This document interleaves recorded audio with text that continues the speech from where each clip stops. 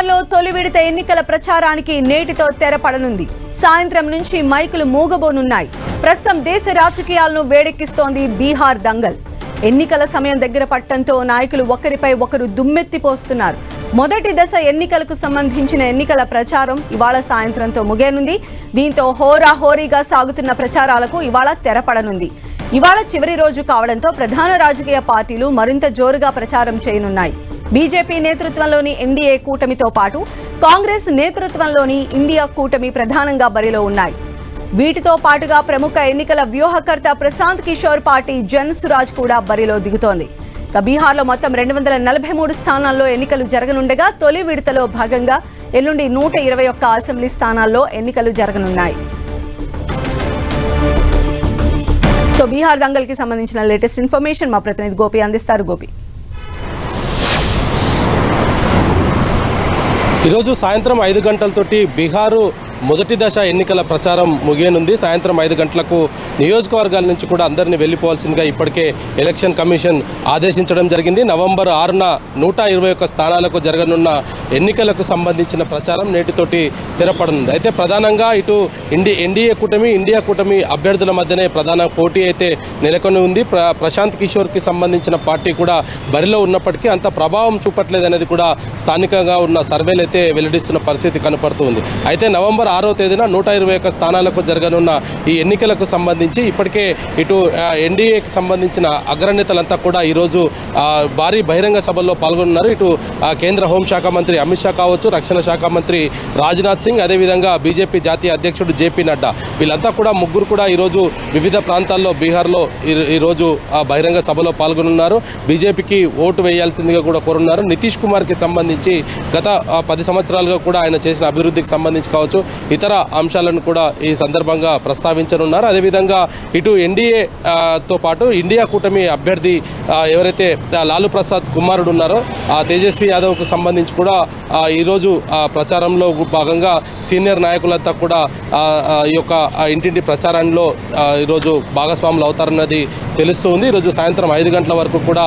ఈ యొక్క ప్రచారాలు అయితే కొనసాగుతాయి. 5 గంటల తర్వాత నియోజకవర్గాల నుంచి అందరినీ వెళ్లిపోవాల్సిందిగా కూడా ఈసీ ఆదేశించడం జరిగింది. మరి ఈరోజు ఈ ప్రచారం ముగినుండడం, ఎల్లుండి 121 స్థానాలకు జరగనున్న పోలింగ్ లో మరి ఓటరు ఎవరిని ఎంచుకోబోతున్నారు ఇటు ఎన్డీఏ గోపి, అయితే సమస్యాత్మక ప్రాంతాలను ఐడెంటిఫై చేశారా? అంటే ఈ రోజుతో మొత్తం ప్రచారం ముగిస్తోంది కాబట్టి ఇక ఖచ్చితంగా కూడా నెక్స్ట్ పోలింగ్ బూత్ల వైపు అక్కడ భద్రతా ఏర్పాట్లపైనే దృష్టి పెట్టేటువంటి అవకాశం ఉంటుంది. సో సమస్యాత్మక పోలింగ్ బూత్లు గుర్తించారా? అదనపు బలగాలను రప్పించారా? అంటే ఇక్కడ మనం చూస్తే బీహార్ ఎన్నికలు ఈసారి ఒక దంగల్ని తలపిస్తూ ఉన్నటువంటి సిచ్యువేషన్ ఉంది కాబట్టి బీహార్లో గత ఎన్నికల సందర్భంలో కూడా అనేక ప్రాంతాల్లో కొంత హింసాత్మకమైన ఘటనలు చోటు చేసుకున్న నేపథ్యంలో ఈసారి కూడా పటిష్టమైన బందోబస్తును ఏర్పాటు చేయడం జరిగింది. ఎలక్షన్ కమిషన్ దానికి సంబంధించి కూడా ఇప్పటికే పూర్తిగా పర్యవేక్షించింది.